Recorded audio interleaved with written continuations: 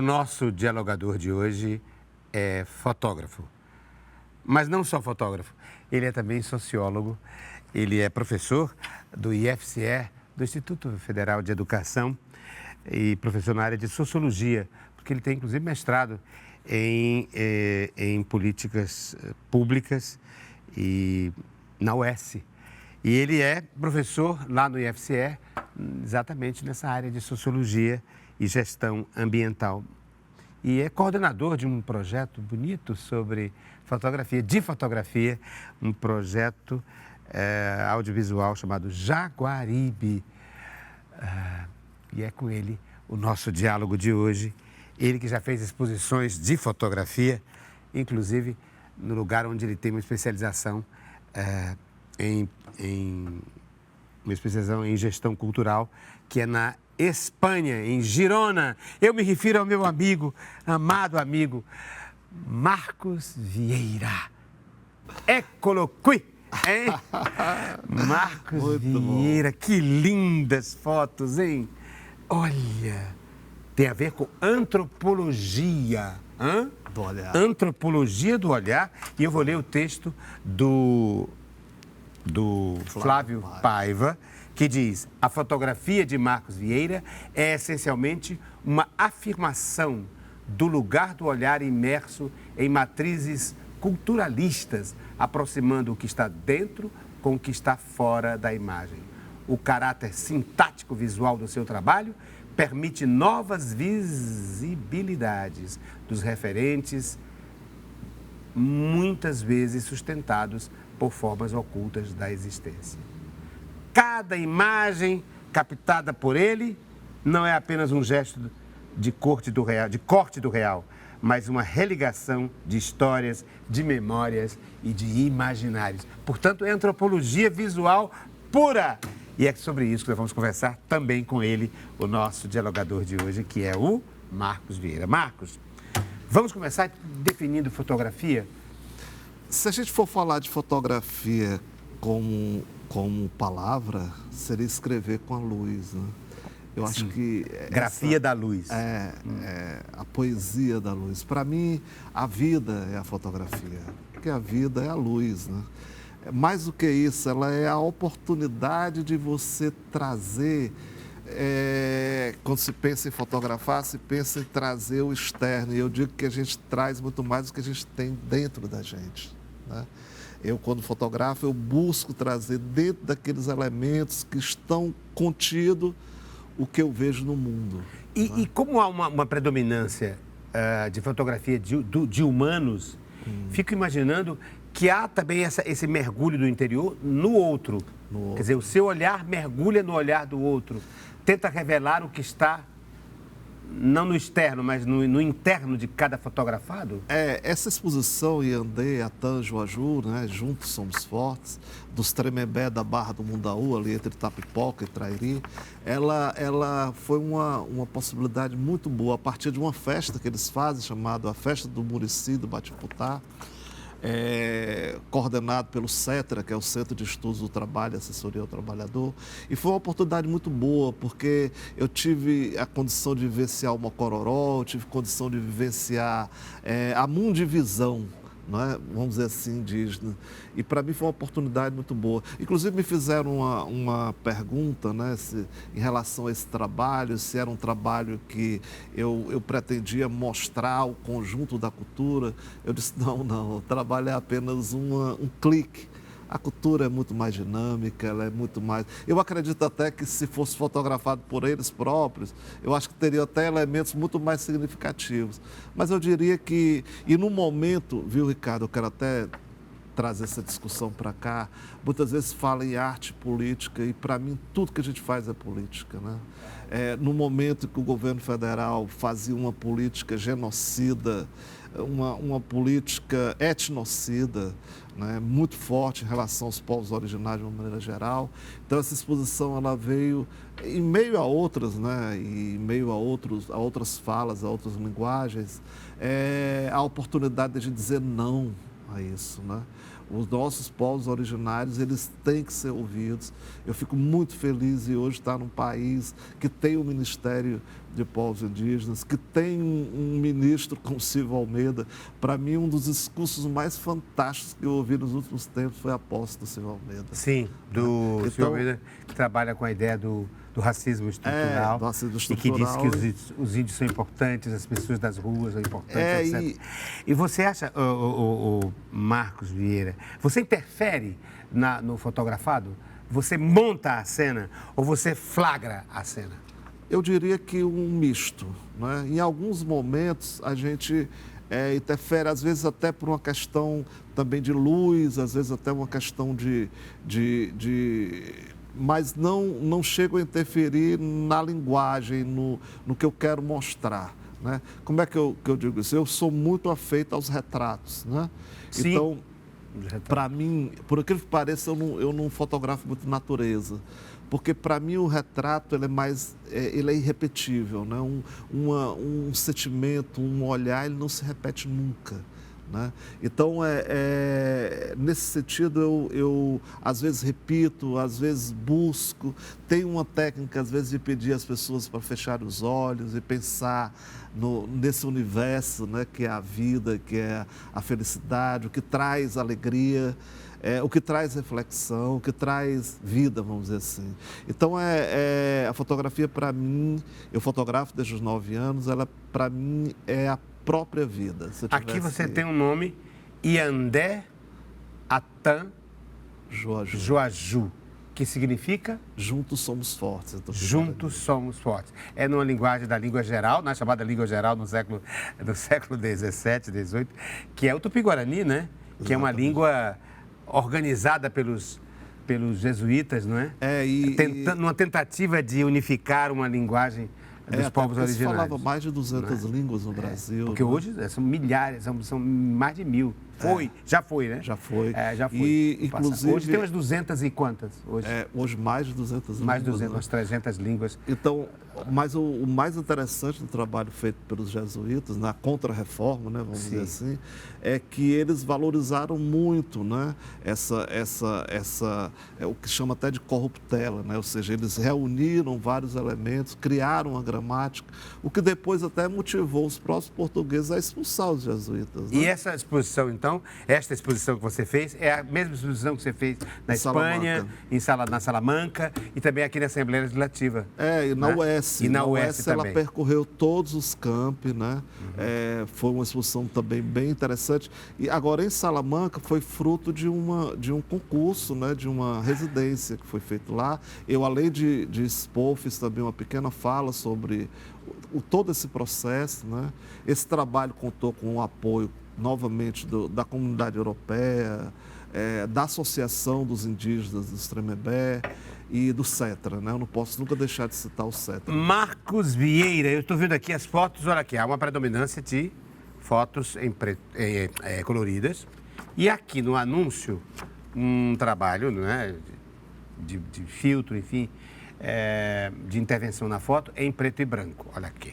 E aí me ensejou a trazer aqui para uma baila uma discussão sobre a fotografia em preto e branco como algo que se distingue do real, portanto é um simulacro do real.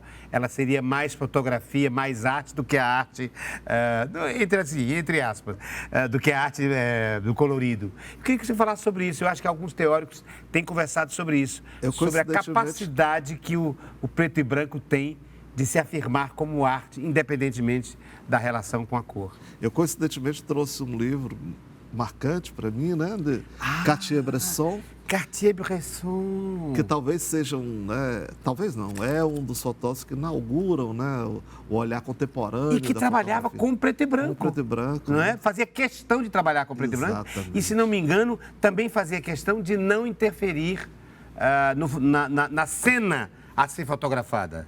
Não é? Ele defendia isso, defende isso. A referência brasileira com o Sebastião Salgado, que também tem um trabalho fantástico também, todo em preto e branco, né? Basicamente preto e branco.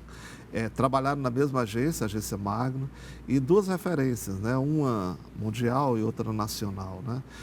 O preto e branco, na verdade, ele é a possibilidade, principalmente num mundo que nós estamos tanta dispersão, de tantos elementos imagéticos, de você concentrar mais na imagem, né? No rosto, quer dizer, como você tem um elemento que vai do preto total ao branco total, então você tem elementos, muitas nuances, né, que se enquadram aí, possibilitando ao que vê a distinção mais exata do sentimento. Pois é, mas da arte em si. Eu entendo perfeitamente isso. Ou pelo menos penso que entendo, mas enfim, eu estou querendo trazer uma outra questão que é o fato de que a fotografia preto e branco não é um documento do real. Ela em si mesma já é um simulacro do real, ela já ela é falsa, não é? Porque ninguém é preto e branco, não é? Agora, as pessoas têm cor, o mundo tem cor. Portanto, como o preto e o branco não são cores, né? Sim. Porque entre o preto e o branco existem todas as cores, as nuances, filosoficamente falando, né? É também uma coisa muito interessante para a gente perceber, né? Eu, particularmente, eu fotografo em preto e branco e fotografo também. Por exemplo, o olho aqui, uma pessoa fotografou o próprio Cartier-Bresson em preto e branco, fotografando alguma coisa. Quer dizer, esta imagem, no olho humano, ela é colorida, não é? Colorida, com a roupa dele, com o sol, etc., e a rua. Mas aqui a gente vê nessa dualidade, né? nessa quase composição. como um simulacro, né? É um simulacro mesmo. E aqui tem uma frase do nosso Jean-Paul Sartre que diz: Cartier-Bresson fotografou a eternidade. Se o tempo existir, né? Se o tempo realmente existir, ele conseguiu transformar momentos, ele até usava muito esse termo, aquele momento ínfimo no infinito, né?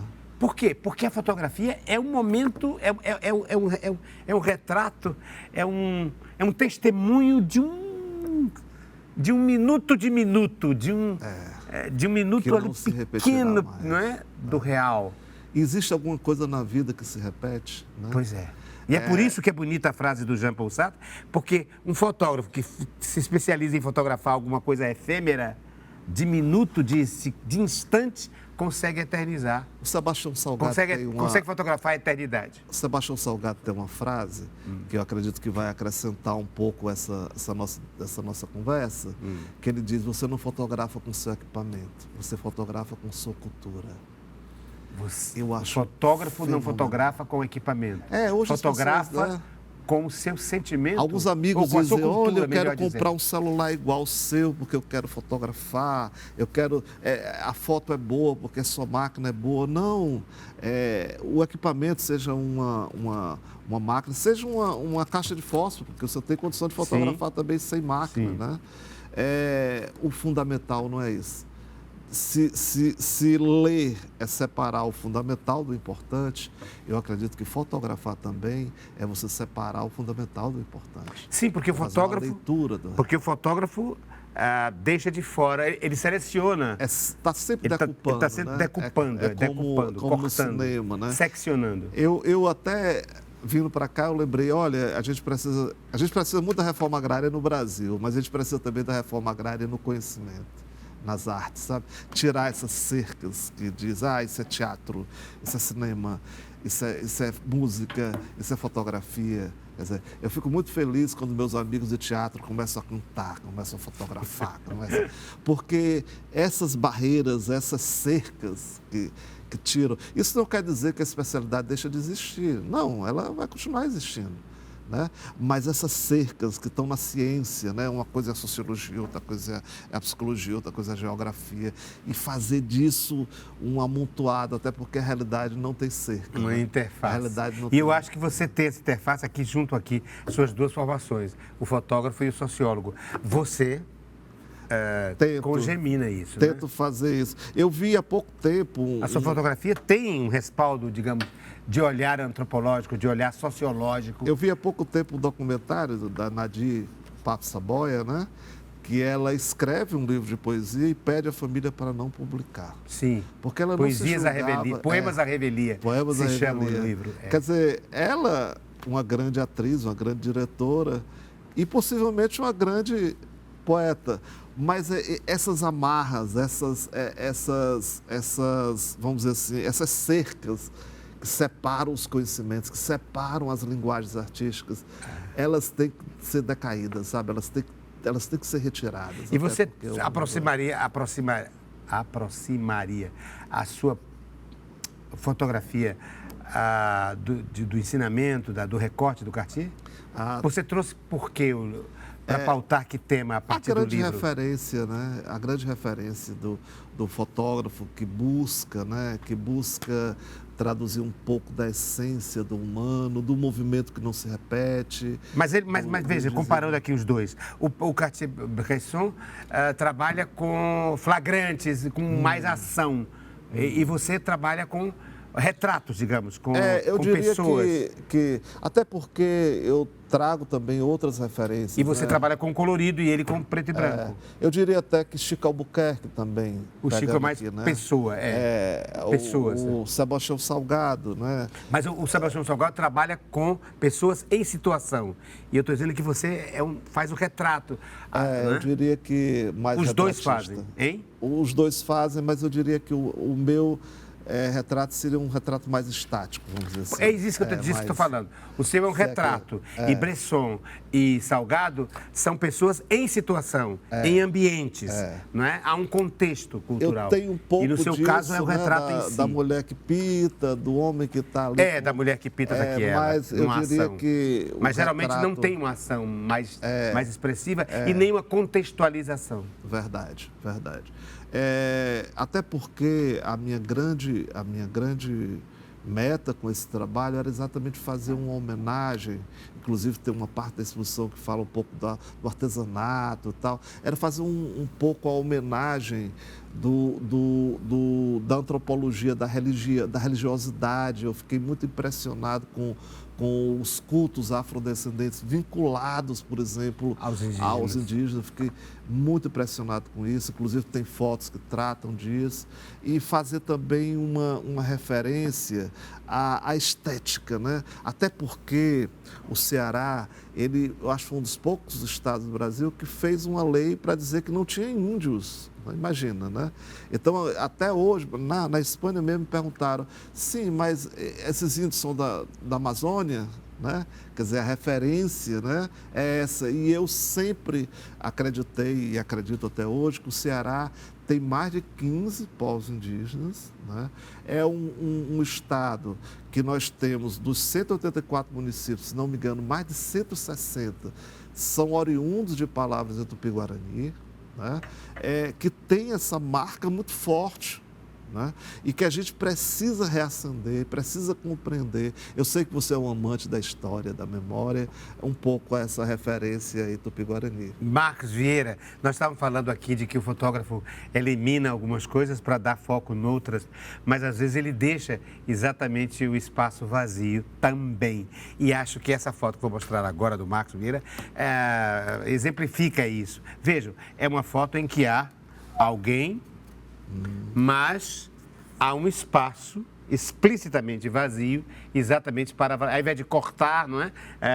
Há um espaço vazio explicitado para enfatizar a imagem. E o símbolo do infinito ali do lado, né? Hein? O símbolo do infinito ali do lado. Aqui, quase imperceptível, lá na ponta.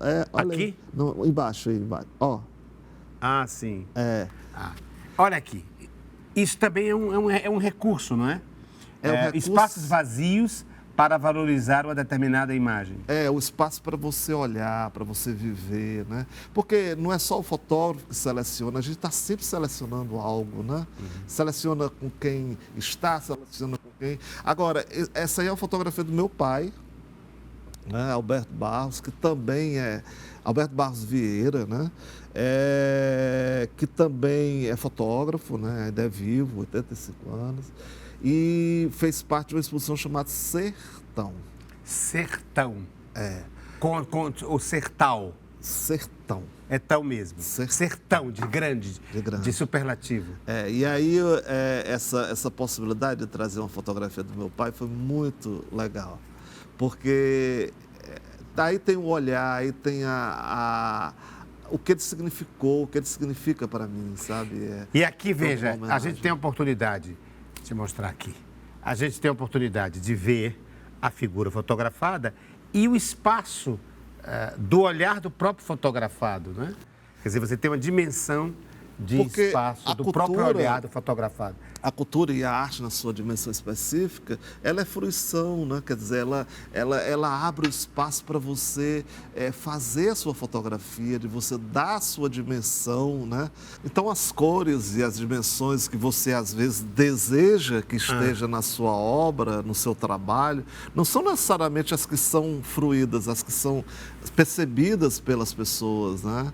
Então, essa fotografia, ela tem uma dimensão, para mim, totalmente diferente, né, do que pode significar para outras pessoas, né? Então, essa é a arte, né? E no sentido geral, veja, ela é uma fotografia que fotografa o fotógrafo, ou fotografado, mas fotografa também o que o fotografado vê, não é? Que é esse espaço. Por isso que dá essa dimensão. Mas olha, o nosso dialogador de hoje é ele, é o fotógrafo Marcos Vieira, que me trouxe livros de fotografia e me trouxe o que mais para pautar? Eu trouxe aqui uma homenagem à memória. Eita, já estou vendo, conheço quem é controverso. Tem celeuma aqui, não tem? Porque mas eu gostaria de contar um pouco o contexto. Por que tem celeuma? Por que esse artista é tão... Mas problemática a sua abordagem sobre ela. Eu quero falar da pessoa, aliás, do memorialista querido Cristiano Câmara, que me presenteou com esse filme, né, com a cópia desse filme. É um filme? Explica. É um documentário em homenagem a Leni Riefenstahl. Aquela cineasta que documentou o Hitler, não é? E a Olimpíada de 33, se não me engano, ou 36. 36. De 36. Agora, o mais interessante é que, com todos os questionamentos que nós temos que fazer, realmente, a obra dela, ela foi fundamental em vários quesitos, tanto da fotografia como do cinema, e ela foi uma verdadeira revolucionária, né? Então, muitas vezes nós temos casos no cinema, no teatro, na fotografia, na escultura, né? Na pintura, né? De pessoas controversas, mas que trouxeram verdadeiras contribuições, vamos dizer assim. Os olhos de Hitler. Os olhos de Hitler. Ela é considerada os olhos de Hitler. Alguns falavam os olhos e o coração de Hitler, porque antes de ser diretora de cinema e fotógrafa, ela era uma grande atriz e uma mulher muito bonita, né? Tá aqui a foto dela.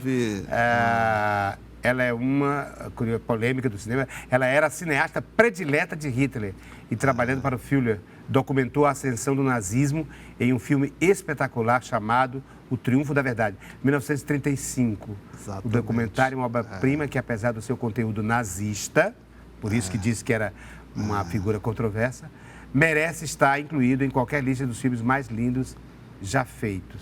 Eu volto a assistir. Ela depois dirigiu em 31 a cobertura sobre a Olimpíada de 36, não é da Copa, é a Olimpíada de 36 em Berlim, com um filme chamado Olímpia.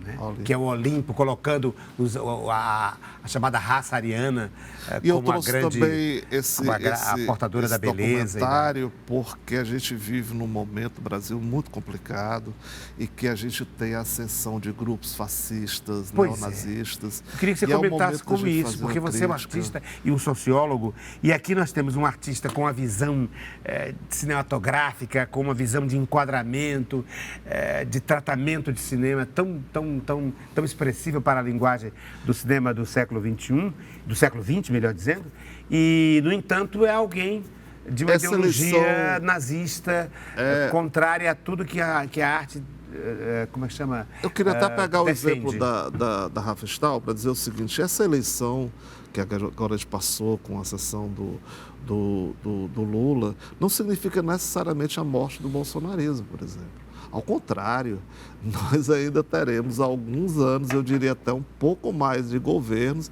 para superar o bolsonarismo, que não são poucos, né? Eles estão bem próximos de nós, e a gente tem que ter um cuidado muito grande, porque é uma visão de mundo, é algo assim que parece estar muito entranhado, essa cultura da Casa Grande Senzala, do trato às minorias, etc, etc. Mas eu acho que aqui nós enseja nos enseja o fato de ela ter trabalhado para o Hitler, a ideia de que a estética pode estar a serviço, quer dizer, ela é política. Por exemplo, eu me lembro dos filmes dela em que o deles, o Hitler, era colocado, inclusive, numa posição de destaque, não era? Ela fazia de propósito isso. Colocava, acho que é Grand Plongé, que eles chamam, não? Sim, é de baixo para cima. De baixo, né, para cima, né? Povo, mostrando a imagem dele como se ele fosse assim uma estátua, um homenzarrão, que era um mesmo a líder. perspectiva greco-romana, né? Majestática, né? Quer dizer, isso é uma ideologia. Isso é ideologia. Claro, não é? Existe arte sem ser ideológica. Né? É disso que eu queria tratar. A arte, ela é por si, né? O teatro, o cinema, a fotografia, a moda, a culinária, a dança. Quando ela escolheu, por exemplo, os personagens que ela mostra, quando ela não mostra os negros, ela não mostra, não é? Quando ela mostra só os chamados arianos, não é? Então isso é uma opção estética e política, não é? Ideológica. De uma ideologia. Uma estética a serviço de uma ideologia. De uma divisão. Inclusive, em um outro documentário, Hitler, pouca gente comenta isso, mas Hitler faz uma grande exposição em Berlim da arte greco-romana, porque, na verdade, a estética hitlerista era um retorno, né? E a arte que ele chamava arte deficitária, arte doentio, que era a arte contemporânea e moderna na época, né? Quer dizer, ele faz uma comparação entre uma coisa e outra. E ela foi fundamental nessa construção da imagem do nazismo. Então, trazer isso aí é trazer uma reflexão de que não existe, o positivismo não tem razão. O positivismo não tem razão quando ele defende, por exemplo, que há uma neutralidade. Nós não podemos e não somos neutros. Não trabalhamos. Mesmo que a gente queira ser, nós estaremos politizando, né? Uma posição é bonito política. trazer esse tema da imbricação entre ideologia e estética. E vamos continuar com esse tema, porque, vejam, eu quero apresentar dois objetos que o nosso fotógrafo e sociólogo Marcos Vieira nos trouxe para povoar, para tematizar a segunda parte do nosso diálogo. Ele me trouxe um livro do Ari Leite sobre a era do cinema em Fortaleza e um livro sobre a Fideralina Augusto, essa matriarca, essa figura importantíssima do sertão que tanto ele ama, ele que vem lá do Jaguaribe. Vamos falar também do Jaguaribe no próximo segmento do programa Diálogo.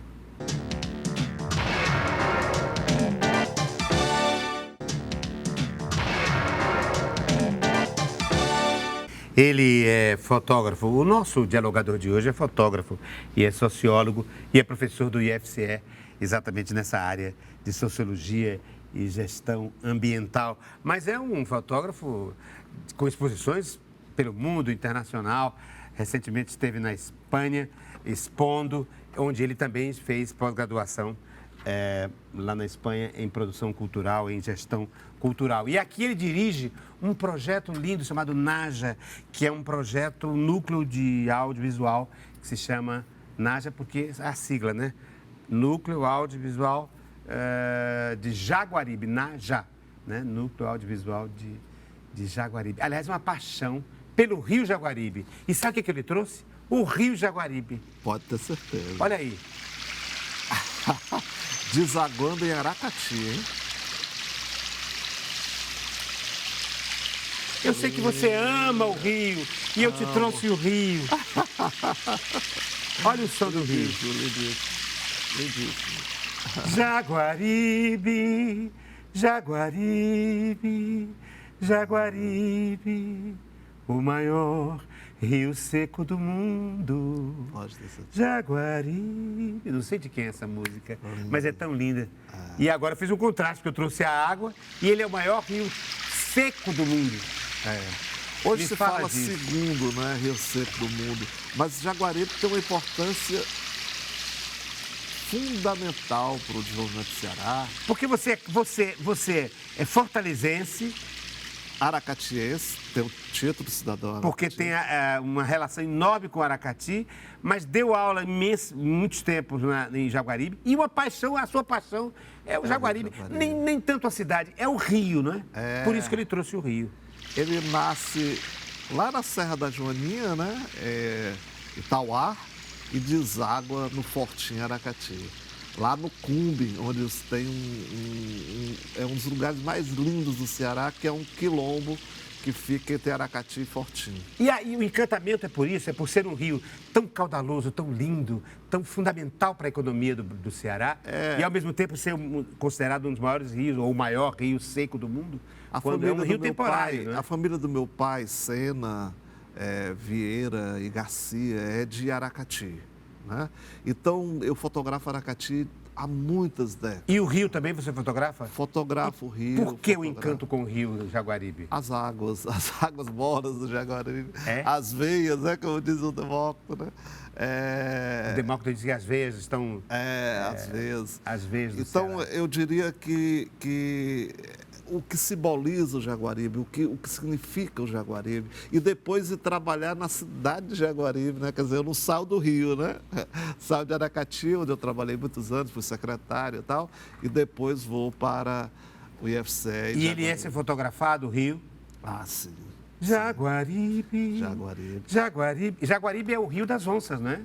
De jaguar, né? Uma etimologia. Você falando de Jaguaribe, lembrei do nosso amigo Eugênio Leandro também, que tem músicas lindíssimas sobre Jaguaribe. Sim, e também o nosso Luciano Maia. Luciano Maia. Tem a Memória sim. das Águas. Memória das Águas. Que depois o Roger Rogério musicou, tem um disco produzido pelo Augusto Ponte, se não me engano.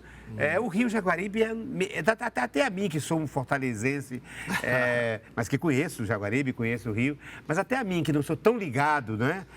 Sou mais ligado ao mar do que aos rios. Tem uma história fantástica. Aquilo comove, né? O fato de falar do Jaguaribe. O primeiro acidente aéreo no Ceará aconteceu lá em Aracati, né? Os dois alemães que vieram pousaram, um pouso no Rio Jaguaribe, e depois e foi um acontecimento, a cidade toda, né? Só que quando eles foram sair, houve um acidente. Né? Então, o JC Araripe fez um grande artigo no Ceará, foi o primeiro grande acidente aéreo do Ceará. E aí fizeram uma homenagem em Aracati aos dois alemães muito jovens, né? Faleceu. Só que com a Segunda Guerra Mundial, né, os aracatienses se revoltaram e quebraram lá a homenagem que fizeram aos alemães.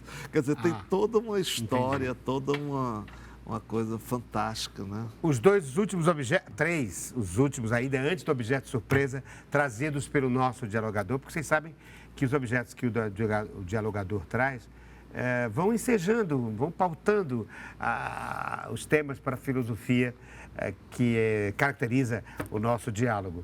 E os três objetos que ele me traz quais são? Bom, 2 livros, um sobre Fideralina Augusto Lima e um outro sobre a era do cinema em Fortaleza, o livro do Ari. Começamos por onde? Por aqui? Começou pelo cinema. Começamos pelo cinema. A propósito de que você me trouxe para pautar que tema a partir do livro do nosso Ari Leite? Eu gostaria de falar de cinema. Cinema é uma arte... Se é que eu considero que o cinema e o teatro talvez sejam uma das artes mais agregadoras, né? Porque não existe um cinema sem a literatura, sem a interpretação, sem a música, sem a fotografia, né? Não existe teatro sem a música, sem a literatura, né? Então, eu diria que ao fotografar é como se eu estivesse escrevendo um capítulo de um livro chamado cinema. É como se aquela parte estivesse congregada, articulada, quase que imbricada a linguagem cinematográfica, né? Aqui nós temos o nosso Chaplin, aqui ele. Passando a página nós temos Greta Garbo, é isso mesmo? É Greta Garbo. Ele faz toda uma genealogia do que significava ir ao cinema. O que eu acho mais interessante desse livro é isso, o Rodolfo Valentino, e aí vai. Como esses ícones foram importantes na construção e na reconstrução do que significava pôr um terno, por exemplo, para ir. E você é um cinéfilo, é isso? Eu gosto muito. Mas cinéfilo mesmo? Aquele que vai, toda semana vai, ou pelo menos... Bom, hoje já não precisa sair para quase, né? Agora não tanto, mas Inclusive, quando eu trouxe esse Teda Bara, olha aí. esse documentário da Rafestal, eu estudei com o Eusélio Oliveira, né? E ele fazia com que a gente toda semana estivesse na sala Interarte lá ali na cultura alemã. Olha alemã de novo, os alemães de novo. Vendo filmes. Então, Porque a sala isso. Interarte era na Casa de Cultura Germânica. Não é? Acredito que tenha, né? Eu não sei se sei tem se a tem. sala de cinema, eu não sei sala se de tem. cinema. Mas a cultura fílmica, né? Quer dizer, eu particularmente hoje vejo muitos filmes iranianos. Eu adoro a estética iraniana. E isso se reflete no seu trabalho como fotógrafo? Totalmente, totalmente. Eu diria até que hoje o meu olhar é muito influenciado pela filmografia iraniana. É uma filmografia fantástica, é uma filmografia de um roteiro que eu busco até imitar Veja, nas minhas fotografias. fazendo aqui uma associação, uma analogia entre cinema e fotografia, por exemplo, o cinema iraniano é um cinema de muito silêncio, de um outro tempo, em que de contemplação, não há cortes muito rápidos, né? Aquele frisson de hollywoodiano, é uma imagem que fica ali parada. E aqui você poderia traduzir isso com os silêncios, aqueles silêncios e aquelas pausas, exatamente por esses espaços vazios, ou por essa escuridão, né, nas fotografias, uma luz baseada só na figura humana e o escuro ao redor. Percepção, Talvez fosse uma forma de traduzir o cinema iraniano na sua trabalhando fotografia. com vamos dizer assim, uma interpretação não profissional, né? Vamos chamar assim, com atores que não são necessariamente atores profissionais. Um cuidado muito grande com a fotografia. A fotografia dos filmes iranianos são lindíssimos. Você pega a Maçã, Os Filhos do Paraíso, né? E outros. Abbas, Malcolm Al-Baf, todos aqueles diretores, inclusive premiados. O Irã tem Oscars, que o Brasil ainda não teve, né? Quer dizer, demonstrando que investir em cinema, investir em arte é estratégico.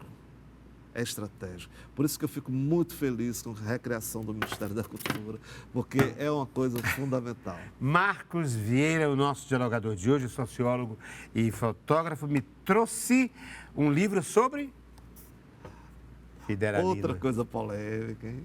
Outra figura feminina polêmica. Ele me trouxe aqui a cineasta considerada os olhos de Hitler, a nazista, e me trouxe a Fidelina. Augusto Lima é uma figura política, não é? Do sertão, importantíssima.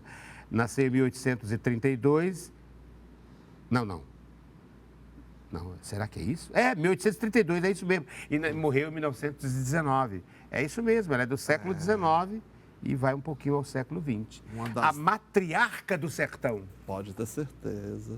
Uma palavra por um Marcos Vieira. Por que essa paixão pela Pinto Fidelina? Paiva, se não me engano, trisneto de Fidelina. Quem? O Melquiades Pinto Paiva. O Melquiades, que é o autor do livro.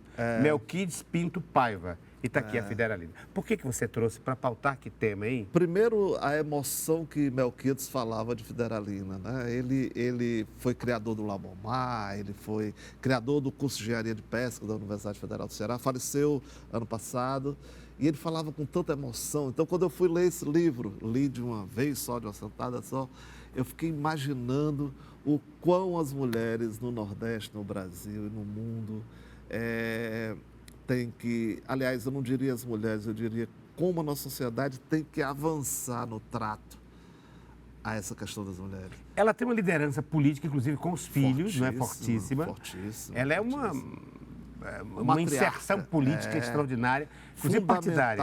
Fundamental na luta a favor de Padre Cícero, né? Contra a oligarquia. É uma mulher realmente fantástica. E qual é o seu encantamento por ela? Por quê? O que você diria dela? Acho que um pouco Quais são os temas que você traria a partir de Fidelina? Eu acho que é questão mítica mesmo, sabe? Aquela coisa Coincidentemente, eu trouxe duas mulheres de contextos totalmente diferentes, né? Duas mulheres de relação política Essa mesa não podia existir sem as mulheres. Uma Né? pela intervenção da estética, não é? Da inserção a partir da arte. E a outra, Pela numa força. militância mesmo. Pela Pela força. força, pela liderança, Pela em relação, liderança. inclusive, aos homens. Pela imposição, sobretudo, né? pela imposição Porque também. você imaginar que você está em 2023, né? Que as mulheres ainda são mortas pelo simples fato de serem mulheres. Agora você imagina isso em 1832, o que significava ser uma mulher no Nordeste brasileiro. Quer dizer, é algo que a gente tem que refletir muito, não é? Que essa dimensão que nós damos hoje, a necessidade de pensarmos e repensarmos o papel das mulheres, eu diria, de uma maneira geral, ela é fundamental. E a Federalina, ela tinha muitos elementos interessantes. Olha aqui, o sumário, só para vocês terem uma ideia do livro. A introdução, prefácio, claro, a terra, um pouco da história da terra. Lavras da Mangabeira. Né, de Lavras da Mangabeira. Depois os antepassados da matriarca. Depois os irmãos da matriarca, marido e filhos da matriarca, a vida da matriarca, as guerras da matriarca, são guerras políticas, não é? E o ocaso e a projeção da matriarca e o inventário também e a partilha. Enfim, ela tinha uma... Hein? Há músicas que falam cuidado com os bacamartes de Federalina. Cuidado Com os bacamartes de Federalina. Que ela realmente tinha uma liderança e um poder, vamos dizer assim, de... Mão de Com ferro? muita força, com muita imposição, com muita autoridade, né? Algo assim, realmente, para ser até aprofundado. Eu tenho... Imagine Federalina sentada em uma cadeira de balanço com um bacamarte do lado, vestido comprido no alpendre do tatu, sempre ocupado por cabras armados e negros a seu serviço, à semelhança dos antigos coronéis do sertão. Eis a imagem que o autor pinta. Né? Agora, claro, ele como trisneto, há toda ele é trineto dela. Há toda uma dimensão, e foi isso que me apaixonou assim, pela personagem, vamos dizer assim. Né? Agora, Lavras da Mangabeira e hoje, políticos que estão hoje no nosso cenário, são oriundos aí dessa verve. Dessa linhagem. Roberto Cláudio,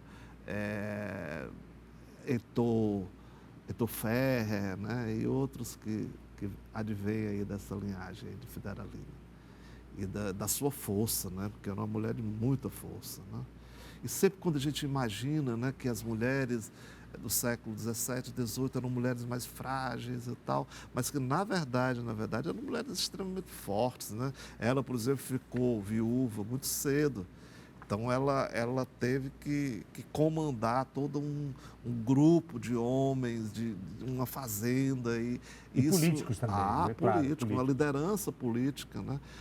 Aqui não vai nem uma defesa ao que significou nada disso, coronelismo, né? Mas a força da mulher, sabe? A força, mesmo em contextos que poderiam significar de fraqueza, você...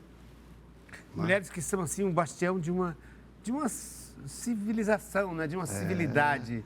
Claro, podemos criticar algumas ou muitas posições e algumas ações, mas na verdade são pilares, né? Pode ter certeza. Pilares do sertão. E quando você fala, por exemplo, da relação com a família, a relação com a cidade. E se essas mulheres são negras, que não era o caso dela, ela não era uma negra, mas você tem um apagamento. Você tem um apagamento da história, né? E você trouxe exatamente para isso. A história é feita por homens e homens brancos, né? Quando você começa a refletir, quando você começa a pensar, a história não foi feita só por homens. E ela era, digamos, a pilastra central de toda a família. Não, e também como é que chama? A coronela, né? A coronela. A coronela. Não, mas não me ocorre a palavra, no sentido de que ela que dava a última palavra, no sentido de que ela era o último bastião ali. Na verdade, vai para cá ou vai para... Não é você, é você. Pode ter certeza. Eu estava até comentando o caminho é aqui, esse, não aquele. Em off, que o próprio filho desobedece uma ordem dada por ela, né? Ela é expulsa de Lavras e ele nunca mais volta a Lavras. E é filho. Ela elege Outro. deputado estadual, Augusto. Elege deputado estadual, mas nunca mais ele põe os pés em Lavras. Ah, Isso sim, o ela próprio elege o filho. próprio, mas diz nunca mais você vem aqui. Volta. Isso com o próprio filho, né? Porque ousou. Ousou desobedecer as ordens. Antes do objeto surpresa, ele me trouxe algo que tem a ver com a atividade como professor, que é um distintivo da... Botam, né? É um bottom, né? Né? Da nossa universidade chamada IFCE. Põe aqui, por favor. Põe aí. Um prazer. Você, então... Muita honra, viu? Você traz também, o Marcos, o seu trabalho de artista para a sala de aula? Totalmente. Você trabalha sociologia a partir de imagens? É isso que está, digamos, Totalmente. na minha Porque pergunta. como eu disse, né, não dá para você colocar cercas, né? Hoje o jovem, de uma maneira geral, ele tem acesso a muito mais coisas, né? Quer dizer, não dá para você trabalhar em sala de aula como você trabalhava 20, 30 anos atrás. Você acha, já que você analisa imagens, você pode analisar essa imagem aí? Tem alguma coisa que você pudesse dizer da imagem? O Instituto Federal tem mais de 100 anos, né? Digo- Ele foi inicialmente escola industrial, depois ele foi escola técnica federal, depois Cefet, depois Instituto Federal. Então aqui é a perspectiva de reunir, né? Toda a história, né? Culminando com o que hoje é o Instituto, que possibilita graduação, pós-graduação. São 34 campi em todo o estado. O Instituto começa como escola de industrial. aprendizes artífices. Escola De aprendizes artífices. É. Depois transforma em escola industrial, depois em escola...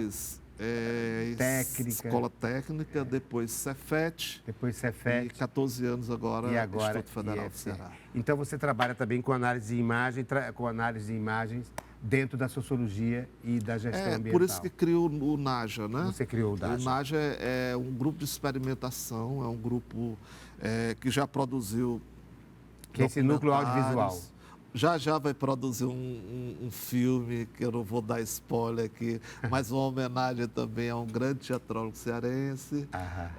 Então a perspectiva é essa, é a gente brincar com a imagem, né? Chegou a hora do objeto surpresa, eu trouxe um para você. Muito bem. Para fazer você refletir a partir do que eu lhe trouxe. E eu vou refletir, aliás, nós vamos refletir a partir do que você trouxe. Quero lhe passar isso aqui, mas peço que você não abra agora, Tá porque eu quero dar a prioridade ao seu objeto que você me trouxe, que eu não sei o que é, e é surpresa mesmo, é objeto surpresa. Algo que talvez assim mude o rumo da prosa. O que será, hein, que ele me trouxe? Vamos ver? Vamos lá. Opa. É uma coisa que está contida em outra. O que foi que ele trouxe? Celeiro, Expedito Celeiro. Mas está dentro. Aí a gente conhece, né? Bate o olho. Aí, aqui dentro tem outra coisa? Tem, que é o principal, né? É? O principal. Olha que coisa linda, uma obra de arte do Expedito Celeiro. Já abri. E aqui dentro tem o quê, meu pai? Dom Quixote de la Mancha. Olha, Madrid, uma referência a Dom Quixote e o seu fiel escudeiro, Sancho Panza. Que lindo. Lindo, né? Explique-se. O regional, o global. Esse negócio de artista da Terra é minhoca, porque o artista é do planeta Terra. E para mim, Expedito Celeiro é tão importante quanto Cervantes. Que coisa linda. A frase é bonita. Não é artista da Terra, é artista do planeta Terra. Artista da Terra é minhoca, né? Só é artista daquela Terra, né? Não, é no artista sentido do telúrico. planeta, Mas no sentido que ele está numa Terra, mas ele está englobado, né? Claro. Está- Por isso que eu trouxe o Que lindo. Cervantes dentro Por isso que você da trouxe- bolsa do Expedito. Você trouxe Cervantes, a referência ao livro de Cervantes, Dom Quixote, numa obra de arte, não é? Que é uma bolsa do nosso Expedito, que é da terra lá do Juazeiro, mas é. Do Juazeiro não, ele é do... Nova Olinda. Nova Olinda, Juazeiro não, é do Cariri, mas Nova Olinda. Mas ele é um artista do planeta Terra. Pode ter certeza. É tanto que hoje tá aí, né? Várias grifes do mundo hoje traduzem a obra e a estética de Expedito Celero. E o que é que encanta em você nos dois? Primeiro, começando por Cervantes e Dom Quixote. É a utopia, Cervantes tem uma frase que ele diz... é a relação dele com a racionalidade do Quando Sancho? o coração está cheio, a língua fala. Quando o coração está Então, cheio, a língua fala o que o coração está cheio. transborda. Né? Transborda. Então, isso para mim é muito significativo, porque a arte, nós não somos especiais por sermos artistas. A arte é uma necessidade humana, não é uma necessidade dos artistas. Né? Se essa arte é cinematográfica, é fotográfica, é teatral, não importa. É apenas uma linguagem. Né? Agora, essa arte, quando ela consegue sintonizar com o que é humano, aí ela não tem país, ela não tem localidade, ela é um patrimônio de toda a humanidade. Quando eu trouxe Cervantes dentro da bolsa do Expedito, é na perspectiva de dizer o seguinte, que a obra feita por Expedito Celero lá em Nova Olinda, ela tem uma dimensão humana. Porque nós temos ainda muito aquela coisa dos quadradinhos, das caixinhas, né? Arte regional, um pouco a folclorização, né? Da arte que o Gilberto Gil falava tanto, criticando, óbvio, de dizer que há uma arte popular, há uma arte, não é? Quando na verdade existe a arte, independente de qualquer coisa. Né? E essa arte é um patrimônio de toda a humanidade, independente de onde ela é feita.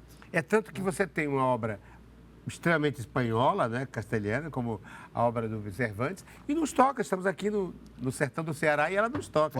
O contrário também existe, né? O contrário também Ou então eu poderia dizer procede, né?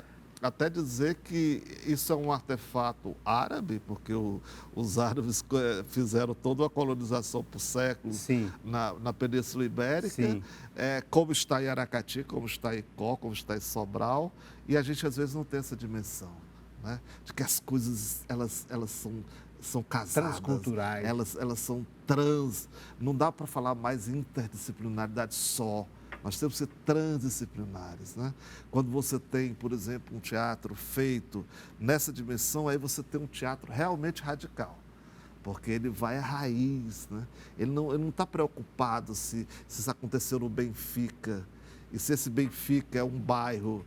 Esse Benfica pode ser em Portugal, ela pode ser na Áustria, não importa. Porque aquele sentimento é humano e o humano está em todos os lugares. Né? Olha, o nosso dialogador de hoje vai receber o objeto surpresa e vai abrir agora. Aqui. E eu vou propor a ele algo a partir daí. Olha o que eu trouxe.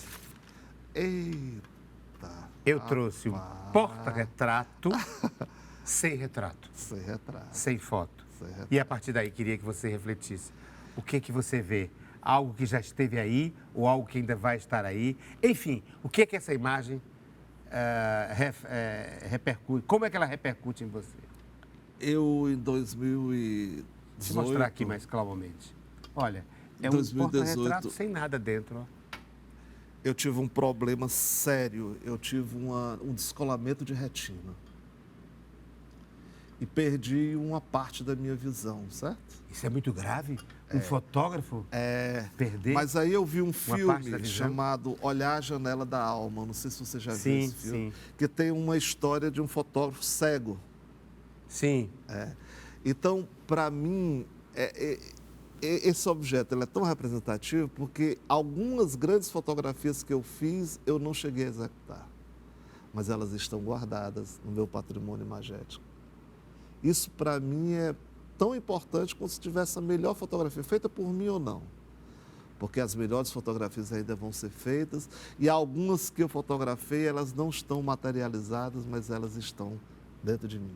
Também seja pensar sobre quanto é perecível a foto? Hoje é menos, né? Com papel, hoje com a virtualidade é menos perecível. Hoje eu diria mas mesmo assim ainda é perecível a foto? Eu diria até que hoje a gente vive uma saraivada, né, de imagens, de estéticas, de coisas. A gente é bombardeado todo o tempo, mas a gente tem que ter espaço para o vazio, tem que ter espaço para o... Muito obrigado, querido. Não olhar. Né? Que o não olhar. Que bonito. Eu estou colocando você aqui, ó. E é assim que a gente vai encerrar o nosso Muito encontro legal. de hoje com ele, com o sociólogo, com o fotógrafo Marcos Vieira, a quem agradeço pela presença e por esse diálogo tão bonito de filosofia e de pensamento sobre a arte da fotografia. Na próxima semana a gente volta com mais um olhar, com mais outros olhares no diálogo.